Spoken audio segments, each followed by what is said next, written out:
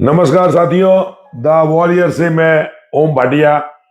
हमारे साथ में आज मौजूद है सवाई सिंह गोगली, जो इन दिनों जैसलमेर में की राजनीति में चर्चा का विषय बने हुए हैं।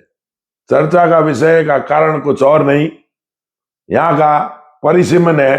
पंचायत चुनाव में जो परिसीमन किया गया है उसमें आपकी भूमिका महत्वपूर्ण रही है। जैसलमेर के अंदर जिस तरीके से परिसीमन टीम ने काम किया उसमें सवाई सिंह जी जो है वह सह संयोजक थे, और जिस तरीके से परिसीमन हुआ है उसमें कांग्रेस में हड़कंप मचा हुआ है। जहां कांग्रेस यह मान करके चल रही थी कि पंचायत चुनाव, विधानसभा और लोकसभा चुनाव के परिणाम कुछ भी रहे, लेकिन पंचायत चुनाव के परिणाम जो है कांग्रेस के पक्ष में, और कांग्रेस के पक्ष में ही नहीं फकीर के पक्ष में रहेंगे। लेकिन इस बार कुछ दाव उल्टा पड़ता नजर रहा है, तो हम बात करते हैं इस परिसीमन को लेकर के। सवाई सिंह जी, इस बार जो है आपका जैसलमेर में काफी नाम इसलिए चर्चा में रहा है कि आपने परिसीमन कुछ इस तरीके से किया है कि ज्यादा से ज्यादा सीटें भाजपा को मिले और कांग्रेस जो है वो मुंह ताकती रह जाए। धन्यवाद भाटिया जी। परिसीमन कोई अकेले सवाई सिंह ने नहीं किया था, हमारी एक टीम थी, हम तो सलाहकार थे। परिसीमन सर्वप्रथम तो मैं आपको बताना चाहूँगा, मैं धन्यवाद देना चाहूँगा हमारे दोनों लोकप्रिय विधायकों को। सर्वप्रथम उन्होंने सरकार के सामने मजबूती से जैसलमेर जिले की परिस्थितियों के बारे में उन्होंने मजबूती से पैरवी की कि हमारा जो जिला है जैसलमेर, ये अन्य जिलों से भिन्न है। हमारा क्षेत्रफल लगभग 38,000 वर्ग किलोमीटर से ज़्यादा है। हमारे एक गांव से दूसरे गांव की दूरी लगभग 50 किलोमीटर, 40 किलोमीटर, 30 किलोमीटर है। तो हमें विशेष छूट दी जाए।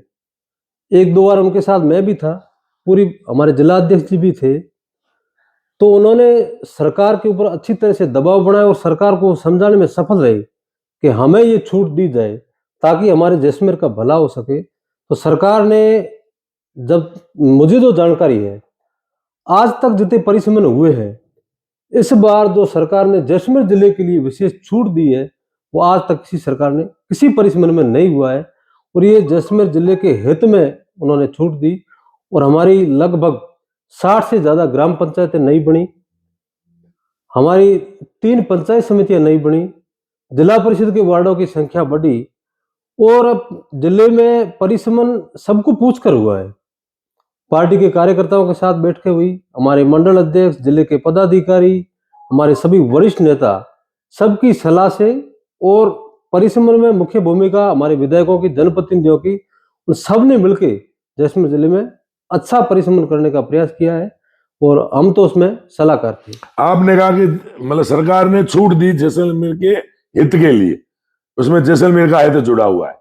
जैसलमेर का हित जुड़ा हुआ है या भाजपा का हित जुड़ा नहीं, हुआ है? जैसलमेर का हित जुड़ा हुआ है, भाजपा का हित नहीं है। इसमें जैसलमेर की जनता का हित जुड़ा हुआ है। एक ग्राम पंचायत से दूसरी ग्राम पंचायत की दूरी अगर 50 किलोमीटर थी तो उसको कम करने का काम इस सरकार ने किया, वो जनता के हित में किया है। हमें आज 60 से ज्यादा सरपंच नहीं बढ़ेंगे तो उसका फायदा जनता को ही होगा। तो परिसीमन जनता के हित के लिए हुआ है और नियमों के अनुसार ही हुआ है। नहीं, सरपंच ज्यादा बनेंगे वो सब बात ठीक है, ग्राम पंचायतों की दूरी कम हुई वो सब ठीक है। तो सरपंच में कभी सिंबल नहीं होते, सरपंच में सिंबल नहीं होते हैं, लेकिन उसके बाद में जो पंचायत समितियां हैं और जिला परिषद है वो सिंबल होते हैं।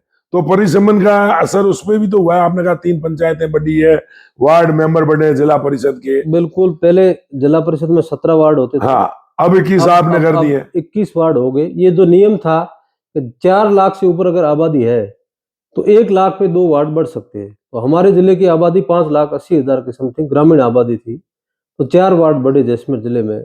तो इसका लाभ भी जैसलमेर की जनता को होगा। हमारे आज प्रतिनिधित्व करने वाले सदस्यों की संख्या 4 बढ़ी है। 4 नए नेता तैयार होंगे, चाहे किसी पार्टी से हो, वो चुनाव जीत के अपने क्षेत्र का प्रतिनिधित्व कर सकते हैं। तो ये जनता के हित में ही हुआ है। पहले 95 में जब पूर्व में जब भी परिसीमन हुआ 1995 से लेके 2020 तक जितने भी चुनाव हुए उसमें जिला परिषद में भारतीय जनता पार्टी को कभी बहुमत नहीं मिला था, नहीं मिला। कभी नहीं मिला था। हमारे 2 बार जिला प्रमुख जरूर बने लेकिन हम बहुमत में नहीं थे। तो परिसमन पूर्ववर्ती सरकार ने जो किया है, आज कई कांग्रेसी जो नेता है वो आरोप लगाते हैं कि बीजेपी ने इस तरीके से किया है। मैंने उनको भी कहा, आपको भी कहता हूं, एक उदाहरण के तौर में बताता हूं, जो पूर्व में उन्होंने परिसमन किया, मैं मेरे खुद के वार्ड की बात, हमारी एक पंचायत में तोड़ के 2 पंचायत अलग हुई, एक पंचायत नहीं बनी, लेकिन पंचायत समिति के वार्ड में हमारे को 40 किलोमीटर दूर डाला गया। तो ये परिसमन में उन्होंने भी जिस तरीके से किया उसको शुद्धिकरण करने का काम हमारी सरकार ने किया है। पंचायत चुनाव से ठीक पहले, चुनाव कब होते हैं, सुप्रीम कोर्ट का आदेश है वो देखते हैं, लेकिन ठीक पहले जो रूपाराम पूर्व विधायक और फकीर परिवार आपस में भिड़े हुए थे और उसका असर अपन ने पिछले पंचायत चुनाव में देखा था कि बहुमत उनको आया लेकिन जिला प्रमुख बीजेपी का बना। अब की बार ठीक चुनाव से पहले वो एक हो गए, तो उससे कहीं भाजपा में घबराहट थी और उनमें खुशी थी, लेकिन सवाई सिंह गोगली ने जो परिसीमन किया उससे फकीर परिवार को उन्होंने घबराहट में डाल दिया। फकीर परिवार को लगता है कि इस बार जो है वो पंचायत चुनाव में कांग्रेस तो छोड़िए, फकीर परिवार भी जो है वो अपनी सीटें बचा नहीं पाएगा, मतलब वो अपने घर के सदस्य नहीं ला पाएगा। मैंने पहले भी आपको निवेदन किया कि परिसीमन कोई अकेले सवाई सिंह गोगली ने नहीं किया है, नहीं, दिमाग किसी एक का चलता है, सभी ने मिलकर सबकी राय साथ से हुआ बैठते है। हैं, राय लेते हैं। इसमें हमारे जनप्रतिनिधियों की महत्वपूर्ण भूमिका है। हम तो एक सलाहकार थे, लेकिन परिसीमन में हमने अच्छे से अच्छा करने का प्रयास किया है। कांग्रेस पार्टी के नेता एकजुट है, फूट है, इससे हमें कोई फर्क नहीं पड़ता। भारतीय जनता पार्टी इस पंचायती राज चुनाव में परचम लहराएगी, ये आप, मुझे पूरा ऐसा विश्वास है। जिस तरीके से परिसीमन हुआ है, जनता के हित में हुआ है, तो जनता बढ़ चढ़ करके बीजेपी के पक्ष में मतदान करेगी। फकीर परिवार के मतलब 5 घर के सदस्य आते थे, फिक्स माना जाता था, और 5-6 मुस्लिम आ जाते थे। अब की बार आपने सारे मुस्लिमों को एक ही उसमें कहते हैं ना कटोरे के अंदर, और उनके जो कांग्रेस के समर्थक होते हैं उनको सब एक कटोरे में, ताकि 3-4-5 सीटों तक ही सिमट के रह जाए। देखो, उनके परिवार के 6 सदस्य आते हैं, रूपाराम जी के परिवार के 2-3 सदस्य भी आते हैं। कांग्रेस पार्टी में हमेशा परिवारवाद चलता है, ये कोई नई बात नहीं उनके लिए। हमें अचंभा लगता है कि जिस परिवार में विधायक है, उस परिवार का व्यक्ति, वो विधायक मंत्री है सरकार में, उनके परिवार के 3-3, 4-4 मेंबर जिला परिषद के चुनाव लड़ते हैं।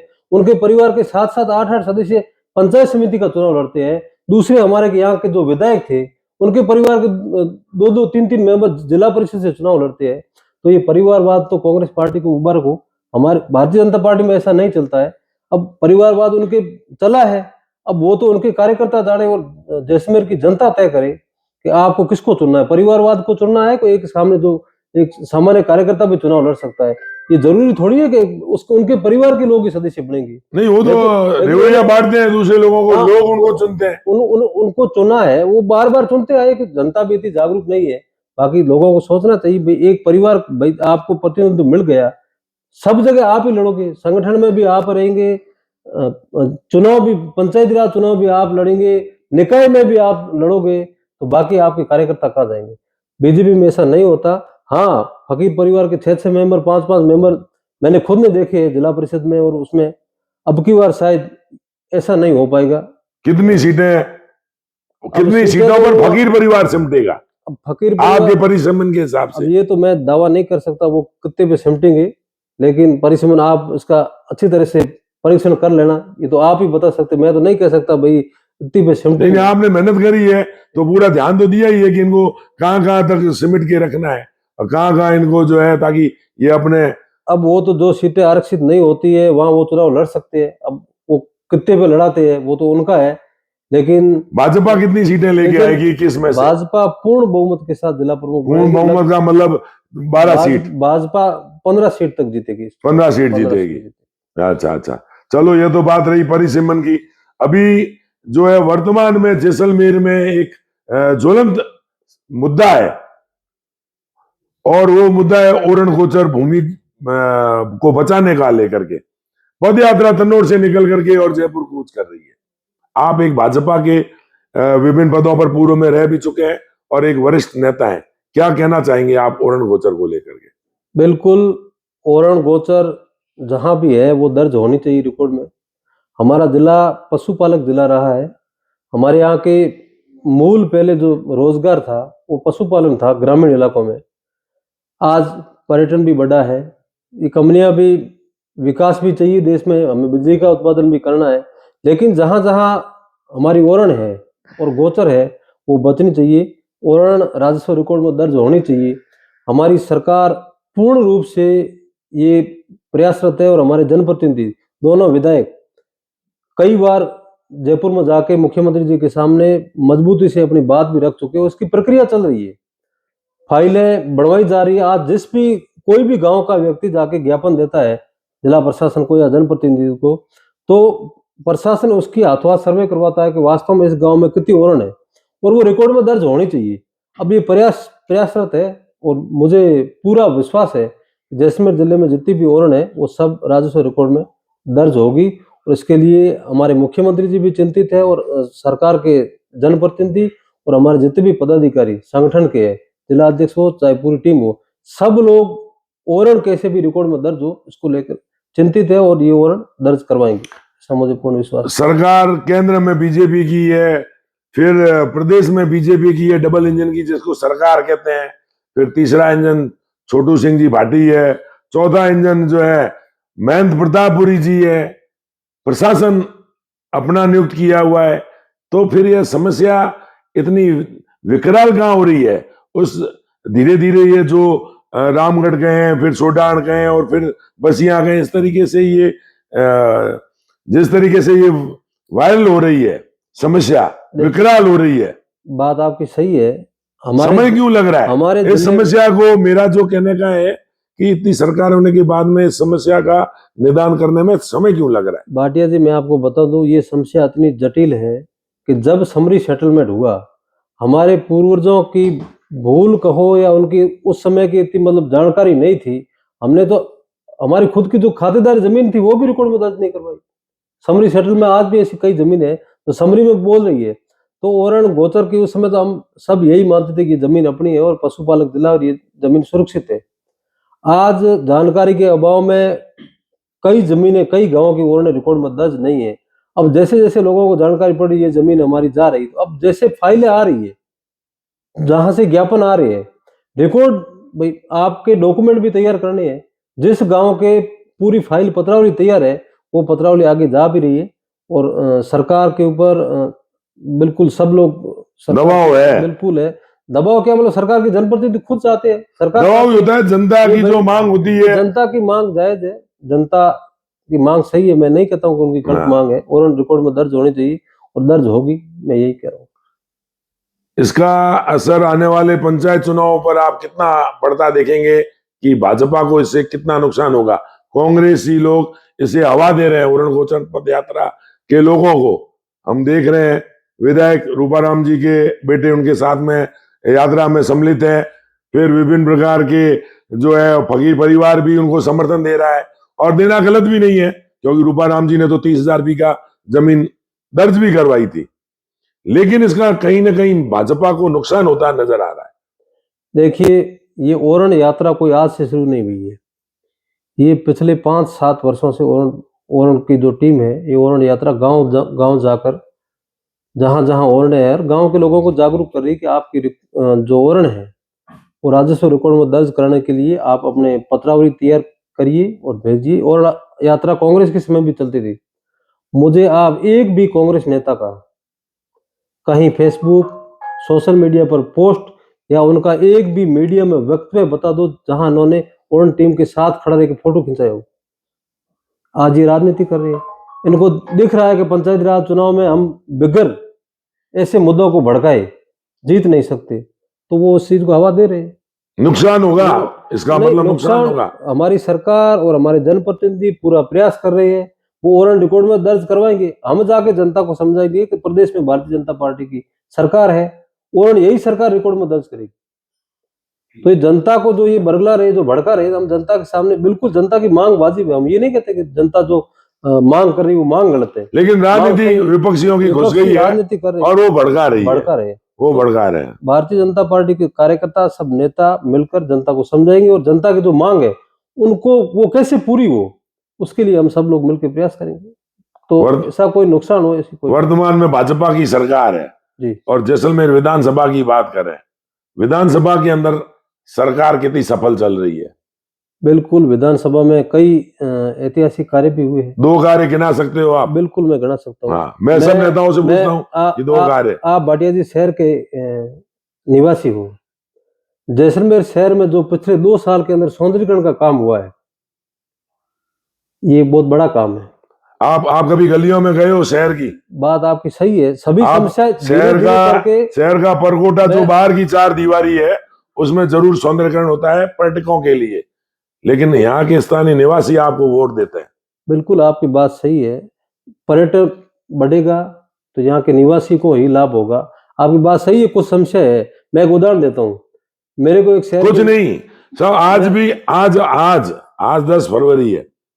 आप शहर के भीतर जा करके पूछ लीजिए कि पानी की सप्लाई कितने दिन के भीतर हुई है, बिजली के क्या हाल है। आप जिस सौंदर्यीकरण की बात करते हैं, तारें झूलती रहती है, ट्रांसफार्मर चलते रहते हैं, गलियों में पानी ओवरफ्लो होता रहता है।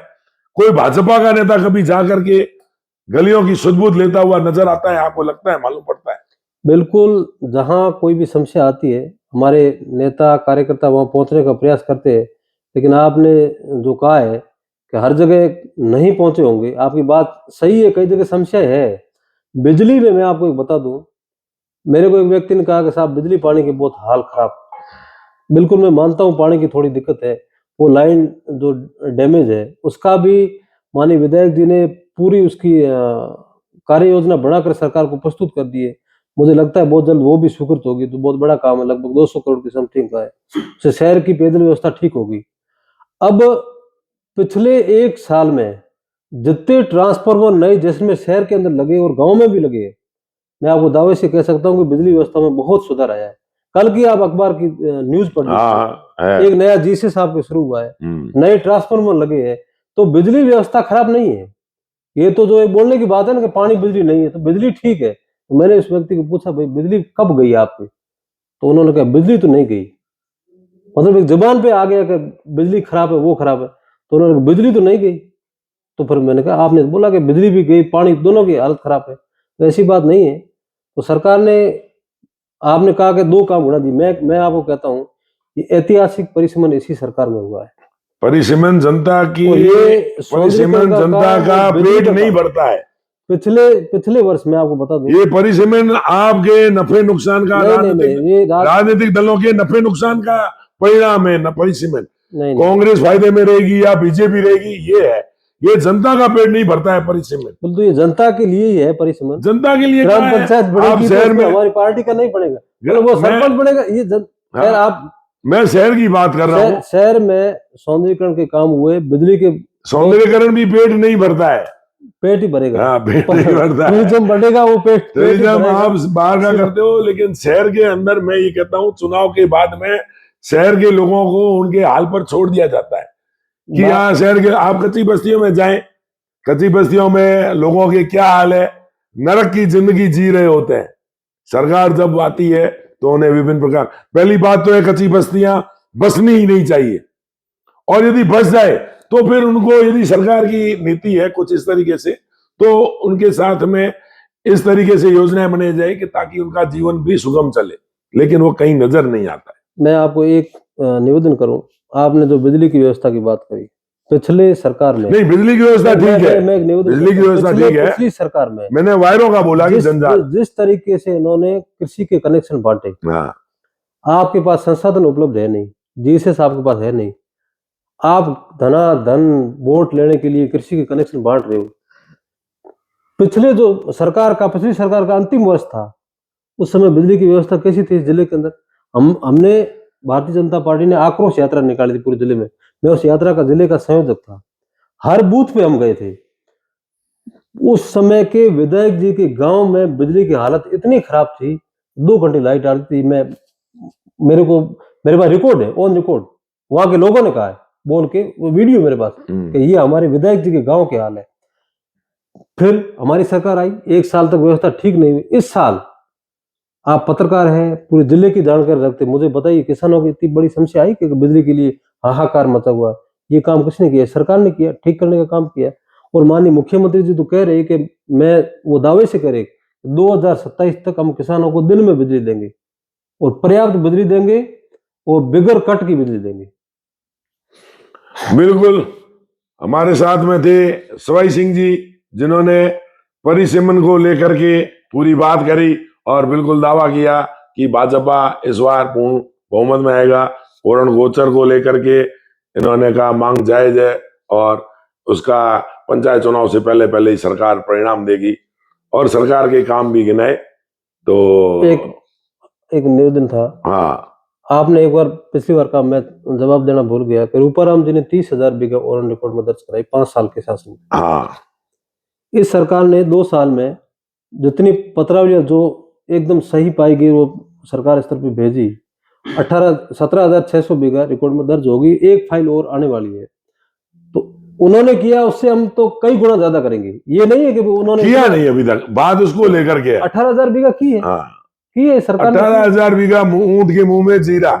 30,000 बीघा जिस तरीके की मांग है, जिस तरीके नहीं से वो उन्होंने किया। उन्होंने जो छाती पीटी 3 वर्ष तक कि हमने 30,000 बीघा की, 30,000 की, जैसे 18,000 हुई उनकी रणनीति बदल गई। वो 30,000 का जो ढोल पीटते थे ना, छाती पीटना, वो उन्होंने बंद कर दिया और वो आगे 25 लाख बीघा पर, और वो एवरेज निकालना उन्होंने शुरू कर दिया। तो भाई 25 लाख बीघा ओरन थी, तो आपने 25 लाख में कितने परसेंट कराई? 5 साल, 8 साल। तो ये जनता को बरगलाने का काम है ये सरकार, और यही सरकार ओरन रिकॉर्ड में दर्ज करेगी। ये मैं आपको बिल्कुल, हम भी यही चाहते हैं कि जैसलमेर की जो एक पीढ़ियों से विरासत जो लोगों ने अपने खून पसीने से सींच करके रखी, सजोए रखी, बचाए रखी, आने वाली पीढ़ी के लिए, उनके सुरक्षित हाथों में जाने के लिए, ताकि जैसलमेर एक अपने मुकाम तक पहुंचा हुआ रहे। और हम इस सरकार से भी उम्मीद करते हैं कि उस विरासत को कंपनियों के हाथों में जाने से बचाएंगी और जैसलमेर की जनता के लिए वो जमीन आगे भी काम आएगी। तो आज इतना ही। आप हमारे इस ऑफिस में, दफ्तर में पहुंचे, बहुत बहुत आपको धन्यवाद। नमस्कार, जय हिंद, जय भारत।